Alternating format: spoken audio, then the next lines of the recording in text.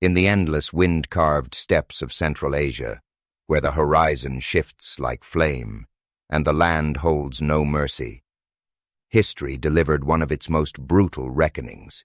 The greatest conqueror of the ancient world, Cyrus the Great, an empire that had swallowed kingdoms whole. But here, in this raw, untamed wilderness, he confronted not a king or army, but a queen, a woman whose name would be whispered with reverence and dread long after his fell silent. This is no ordinary war story. This is a moment when ambition met fury, when strategy met a maternal wrath forged in blood and spirit, when man's empire clashed with the will of a woman who had lost everything except her strength. To the Persians, Cyrus was a living god. He had subjugated Lydia, claimed Babylon, and stitched an empire from the Mediterranean to the edge of India. His genius lay not solely in warfare, but in mercy shown after conquest. His policy of tolerance brought temples restored, and cities spared. His vision was of unity under Persian order. But as Cyrus looked northward toward the steppes land of wind, dust, and nomadic people, she saw not equals, but chaos to be pacified. Yet, within that so-called wilderness, rose a people unlike any he'd faced before the Massagetae. Horse-born warriors who drank the blood of their enemies, worshipped the rising sun, and believed death in combat was the gateway to their gods. Among them ruled a queen not by birthright alone, but through combat, leadership, and fierce, earned loyalty. Her name was Tomyris. Queen Tomyris was not a sovereign kept behind silk veils or palace walls. She was a warrior sword scarred, flame-eyed, clothed in armor stitched with the sinew of past victories. She rode into battle beside her warriors. Her commands obeyed not through fear, but out of reverence. She was both ruler and mother to her people, especially to one, her son, Prince Spargapises. What unfolded between Cyrus and Tomyris would shake the foundations of empire, not just for who won or lost, but for how. It unfolded in bone-chilling vengeance. Trickery turned inside out, and warfare, unlike anything the ancient Persians had encountered. At its core burned a mother's love and a mother's vow of retribution that even divine kings could not survive. Herodotus, the chronicler of antiquity, would later call her a barbarian queen, a term shaped by Greek fear and awe. But what he truly captured was something more eternal. A clash between civilizations, values, and wills. One based on conquest and law, the other on spirit and blood. This isn't only a tale of two leaders. It's a reckoning between fate and defiance, between a man who believed the world was his to claim and a queen who knew what price must be paid for trespass. Prepare to witness how vengeance can outweigh empire and how in the right hands, even ritualized brutality becomes justice carved into history. In the space of a single generation, the world had come to know the name Cyrus, not as a man, but as a force of nature. Cyrus II of Persia, known to history as Cyrus the Great, had carved an empire from the bones of ancient kingdoms. He had subdued the Medes with political brilliance, swept through Lydia like a sandstorm, and captured Babylon, the mighty heart of Mesopotamia, without a single siege tower raised. Over 3 decades, his expanding empire absorbed cities, peoples, and legacies, blending conquest with a calculated sort of clemency. Unlike the warlords before him, Cyrus knew when to show mercy and when to strike without forgiveness. He marched with an army that dwarfed cities. Engineers built bridges where nature had drawn lines. Diplomats paved roads ahead of swords, when they could. But when confronted with resistance, his soldiers left behind scorched earth and silent stones. Yet, despite all his brilliance, Cyrus had a flaw common to many great men. He believed in his destiny. And destiny, he thought, was leading him northward, where one obstacle loomed beyond the empire's edge, casting a shadow Cyrus had yet to recognize. The Massagetae. To Cyrus and his court, these nomads were a footnote in geographized steppe tribes beyond the Jaxartes River.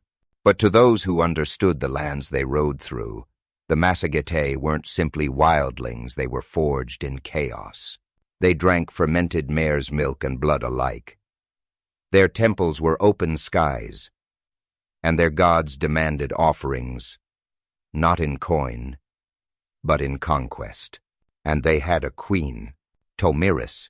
Unlike the queens of Persia's court cloaked in silk and ceremony, Tomyris led charges across howling plains.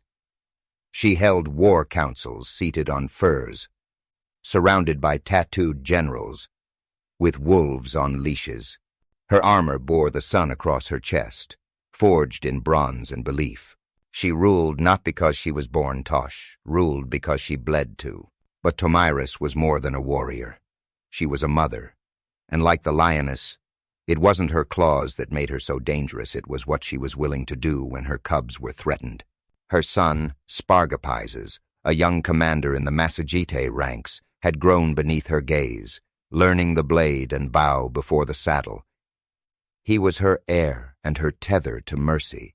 So when Cyrus looked north and saw only uncharted wilderness and barbarian horsemen, he failed to see the truth, that there, beyond the river, stood a people more unyielding than stone, and a woman who had never been broken, not by man, not by God, and certainly not by king.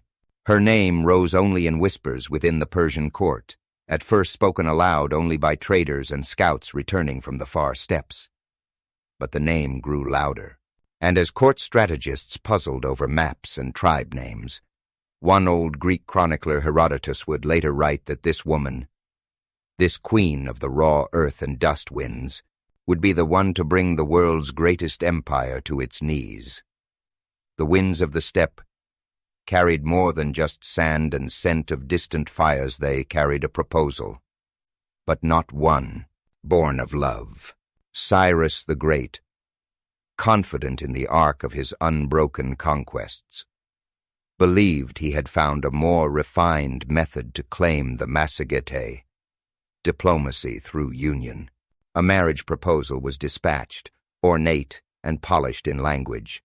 The message was flattering, respectful, yet laced with intention, offered not to a princess, but to a queen. Let our kingdoms be joined as man and wife, the scroll read, and peace shall be the air that we share. It was a political gambit, veiled beneath the gilded mask of alliance. Tomyris, seated in the great yurt that functioned as her court, unrolled the proposal with a warrior's hands and a mother's eyes.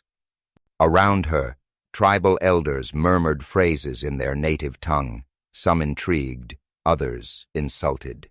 She listened silently, her bronze circlet glinting in the firelight, before standing up and slicing the parchment in half with the tip of her scimitar. This, she said, is not the hand of union but the claw of conquest. She was no stranger to manipulation.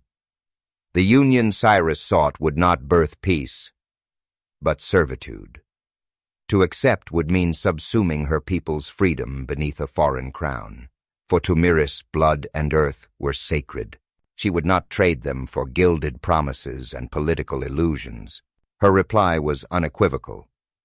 Through a detailed counter-message delivered by a lone rider, she made her disdain known. Marrying Cyrus, she said, would be like chaining the sun to the moon. The Massagetae were forged in hardship, and had bled too long for their lands to give them away in a trinket trade. If he desires my people, her message concluded, let him come take them. Let him try. The rejection was more than diplomatic, it was a wound to Cyrus's pride. At a banquet that followed days later in his war camp, Persian General Artaban whispered a caution into his ear. She is not like the queens we conquer. She fights with honor and hatred. Nevertheless, Tomyris's defiance was interpreted by Cyrus not as strength, but as barbarism. To him, the refusal seemed fueled by ignorance of civilization's greatness and the inevitability of Persian rule. Driven by this conviction and stung by public rejection, the emperor cast aside diplomacy. At this point, historian Herodotus inserts a warning tone in his chronicles. He had heard the tale from many voices, with varied details, but all agreed on one truth. In scorning Cyrus, Tomyris sealed the fate of tens of thousands. Or, perhaps, she rescued them from a subtler kind of death-cultural absorption without honor. As the sun dipped behind the dunes, Massagetæ scouts spotted massive dust trails approaching, the signature advance of Persian legions. Bracing for war, Tomyris gathered her son Spargapises and her warriors, her voice unwavering. "Let him come," she said. "Let him see freedom unbent." The gods of the tribe stirred in the wind. A storm was rising, and beneath it all, a mother sharpened her bladnut for conquest, but vengeance, yet written. The Jaxartes River shimmered with the sun's gaze as Persian engineers, under Cyrus's command, erected pontoon bridges across its freezing current. Despite icy winds biting through woolen cloaks, the Persian soldiers marched with the confidence of seasoned victors. Behind them lay an empire that had consumed Lydia, Babylon, and Elam. Ahead stood what they believed to be the last bastion of savage Erinnomads with no walls, no cities, and many assumed no strategy. General Artaban muttered complaints under his breath, surveying the seemingly empty plains beyond the river. "Why would they retreat?" he asked. "No warriors. No resistance, only whispers on the wind." Cyrus, adjusting the polished crest of his helm, dismissed the concern. "They see reason at last. They submit, as all do in time. They Sibley. No warriors. No warriors. No warriors." But they had not submitted. They were watching. Tomyris had not abandoned the field. She had chosen it. Every grass, blown hill, every shallow ravine, every watering hole, mapped in her mind. She'd ordered her warriors to disappear into the horizonot in fear, but as part of a centuries-old tactic taught by stepmothers to their children before they could even ride. Spargapises, riding beside her days earlier, had urged for swift confrontation. "Let us meet them head-on, as Massagetæ have always done." But Tomyris had shaken her head. "We will not give them the battle they expect. Let them wade deeper, drunk on pride. I will quench their thirst soon enough." Days passed, still no resistance. Persian camps dotted the steppes like invasive weeds. Then, scouts reported the discovery of a seemingly abandoned Massagetæ. Encampment stockpiled with food, furs, and most strangely, wine. Persian troops descended upon it with cheers. Though the Massagetæ were known to favor fermented mare's milk, their camp brimmed with Persian-style wine sweet, strong, foreign. Herodotus, in hindsight, would note the oddity. The Massagetæ suffered no craving for the wine of the West. They drank to honor gods, not to dull the mind. As night fell, so did Persian discipline. Fires blazed. Soldiers sang, boasting of conquest. They didn't see the shapes beyond the firelight silent riders in wolf-pelt cloaks, hunched like part of the land. Amidst the captives taken from earlier skirmishes was one the Persians hadn't recognized. Spargapises, prince of the steppe, shackled and drugged. Despite his young age, his capture had been orchestrated by his own mother. Tomyris's plan worked with brutal precision.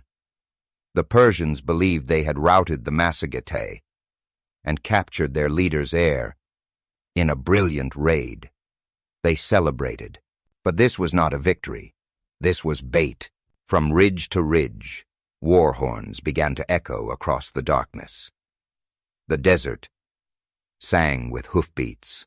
Persians staggered from their sleep, wine-soaked and disarmed, only to find fire encircling them not from their own hearths, but from lit oil trenches ignited by Massagetae saboteurs.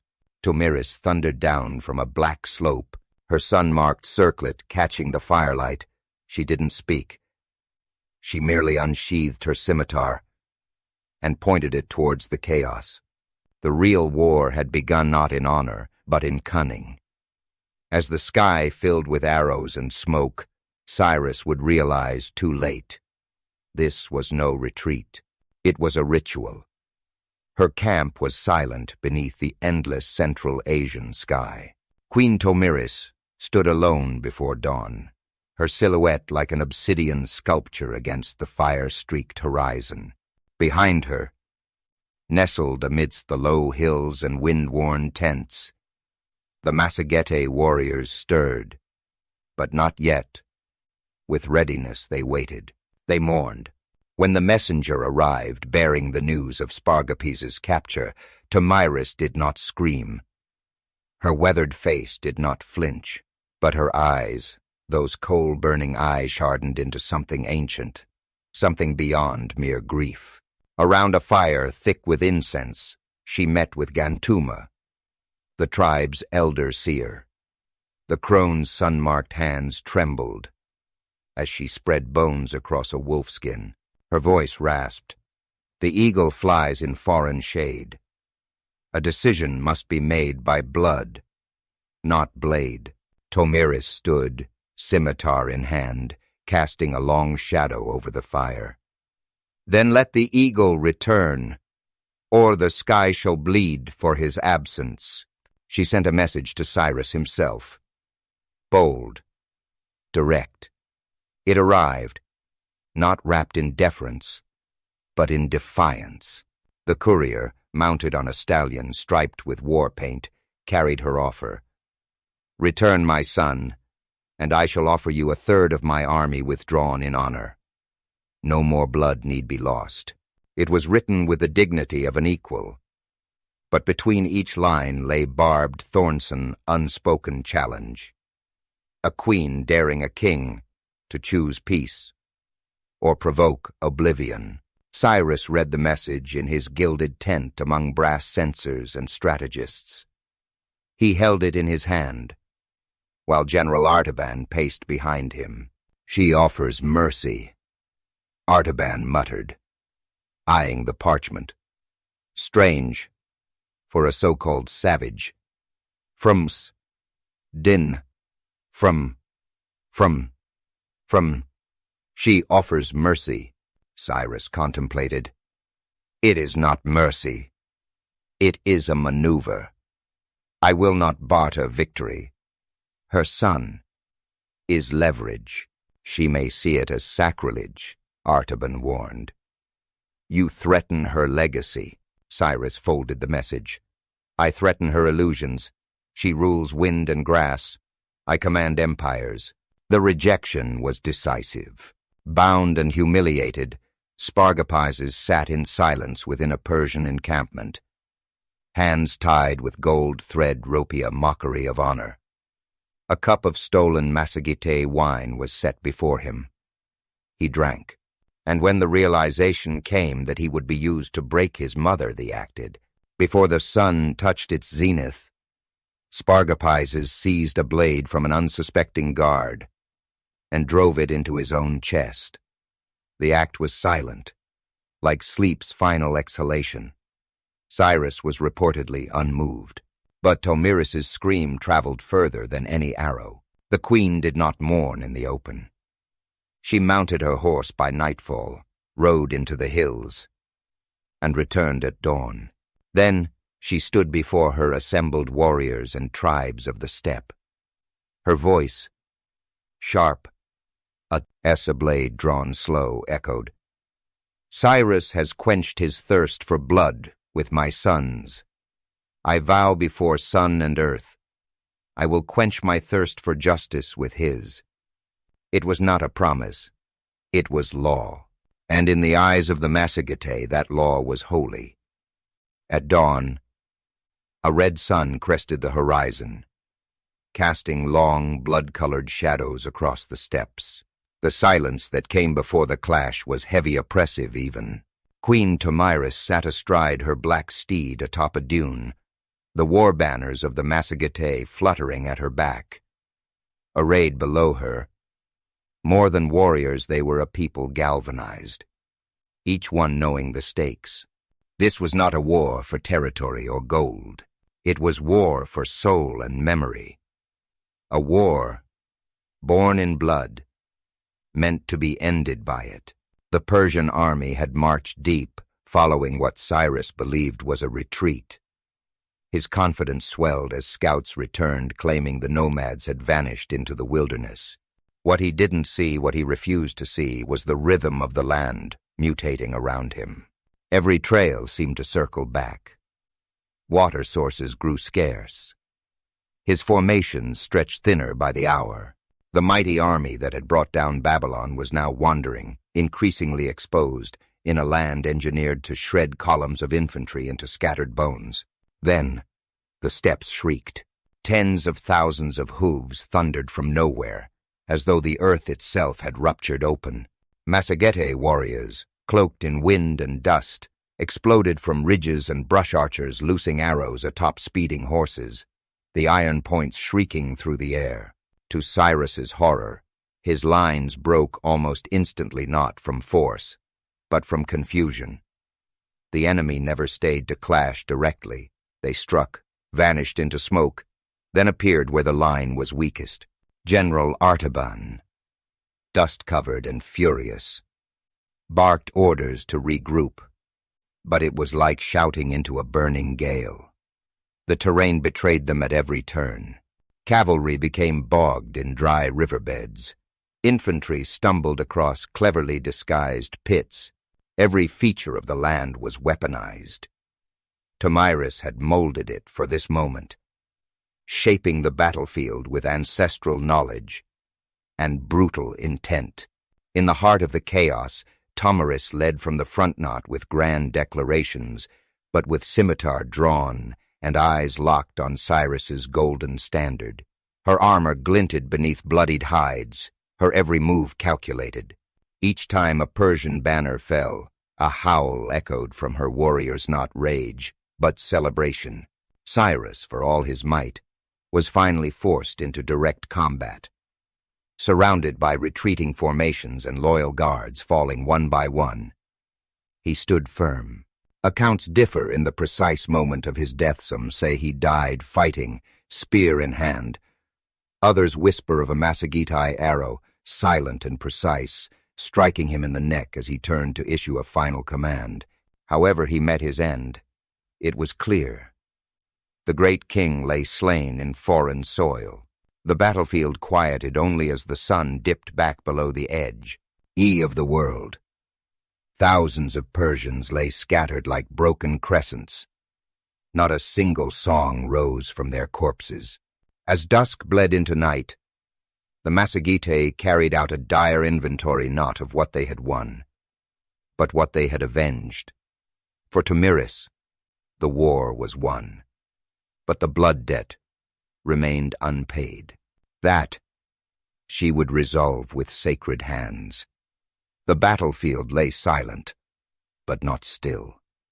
Horses without riders galloped through smoke and mud. Banners torn from their poles drifted like dying embers across the churned-up earth. Amidst the wreckage stood Queen Tomyris, her scimitar bloodied, her circlet darkened by soot and fury. Around her, the warriors of the Massagetæ gave no cry of victory, only the stern silence of fulfilled purpose. Vengeance had been won, but something darker was still owed. Cyrus's body, when finally found among the heaps of broken corpses, was almost unrecognizable. Some said he died standing, defiant until the end. Others claimed he fell with an arrow in his back, trying to flee. The truth mattered little now. The man who had crowned himself as King of Kings had fallen to a queen no empire dared remember lightly, captured not just in death, but in story. His legacy now belonged to someone else, someone who had sworn an oath far greater than conquest. "Bring him," Tomyris ordered, her voice unshaken, as soldiers hauled the lifeless body of Cyrus toward a ceremonial site, hastily erected near the banks of the river red with runoff and blood. Waiting in the center was Gantuma, the ancient seer, humming a dirge that seemed to thrum with the heartbeat of the earth itself. A large wineskin sat at his feet, not filled with celebratory drink, but with the blood of Cyrus's warriors. The ritual was not madness. It was justice, made tangible. Among the Massagetae, blood was sacred. It was the soul's thread, and to defile it was to damn it.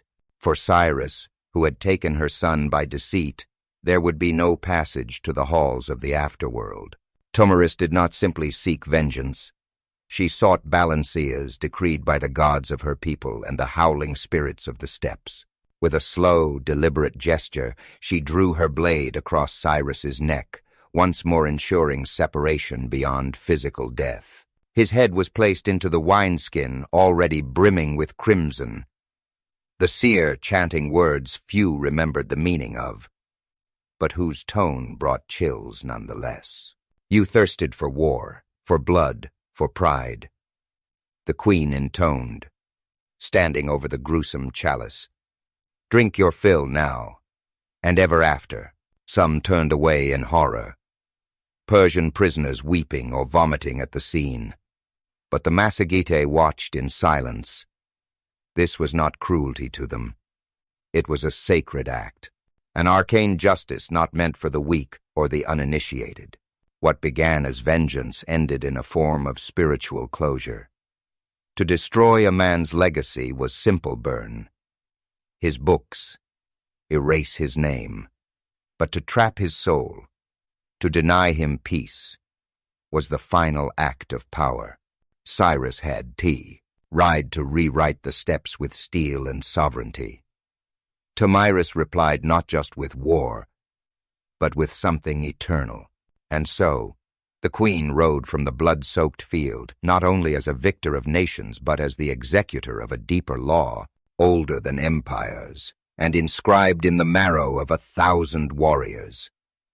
The sun rises cold and pitiless over the steppes, casting long shadows across a land soaked in history and blood. The body of Cyrus the Great had been desecrated in a ritual unfamiliar and chilling to the Persians, but sacred to the Massagetae, a wineskin full of blood, and the head of the mightiest monarch submerged within it.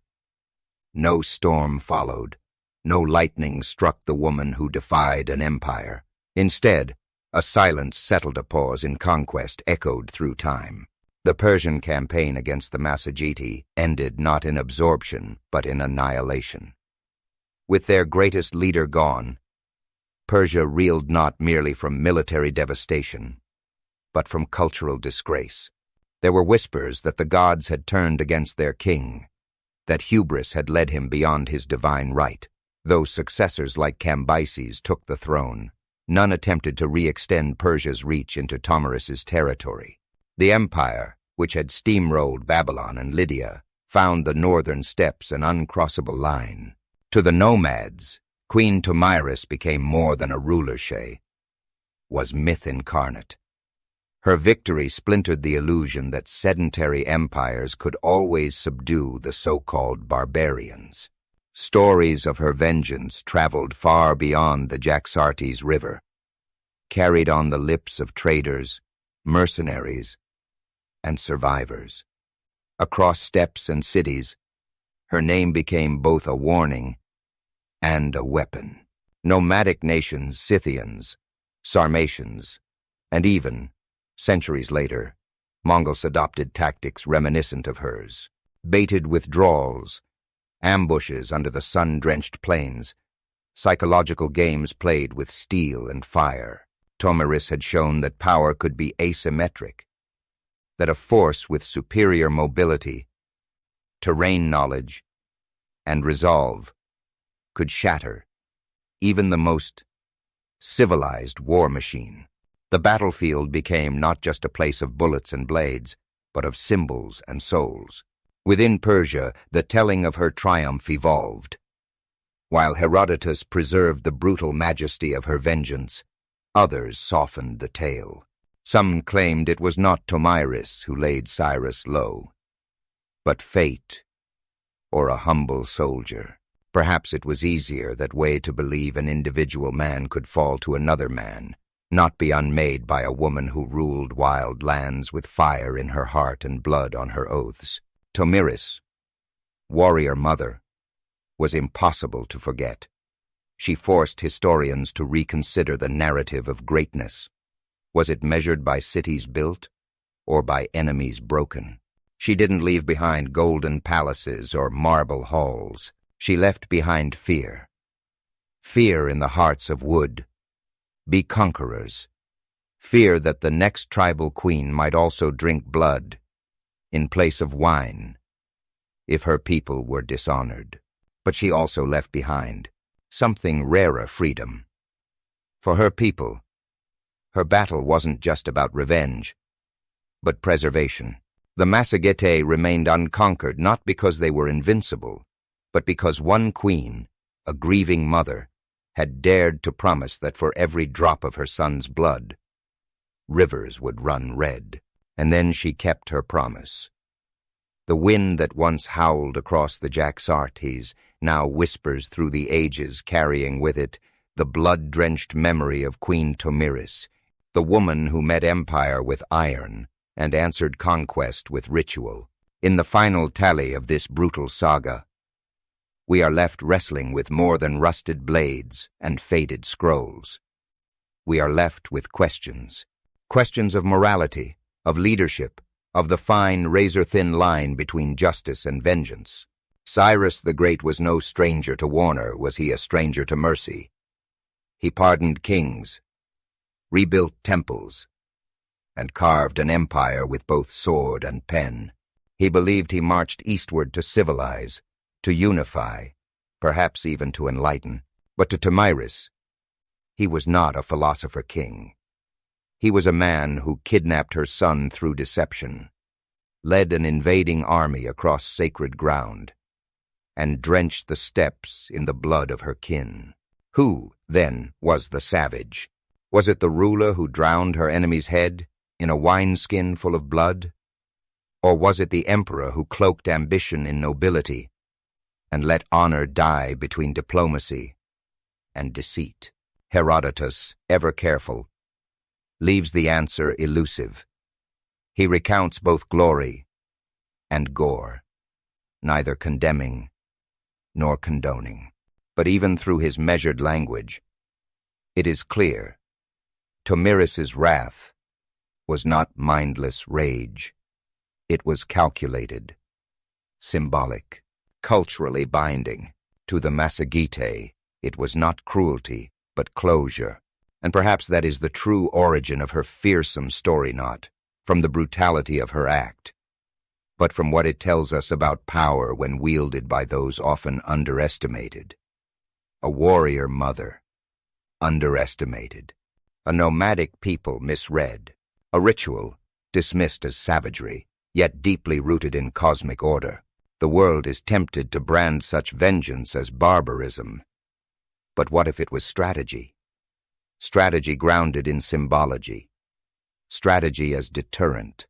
Strategy wielded by a queen who knew the lasting power of an unforgettable act. For Tomyris did more than kill an empress, immortalized her cause. And in doing so, forced even her enemies to whisper her name with caution. Her victory halted the Persian push into Central Asia, shifted the perception of nomadic warfare, and celebrated a fierce feminine archetype in an era that rarely allowed women into the records of military glory. So in the end, perhaps the better question isn't, was she too ruthless?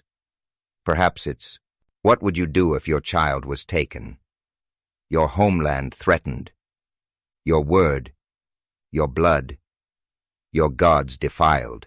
Would you show mercy to the man who showed none to your son? Or would you ensure even his ghost knew defeat, strategy or savagery, justice or vengeance? Maybe for Tomyris, they were all the same thing, bound together in the beauty and terror of survival. One queen, one vow, one empire. Shattered. The steppe remembers. Do we?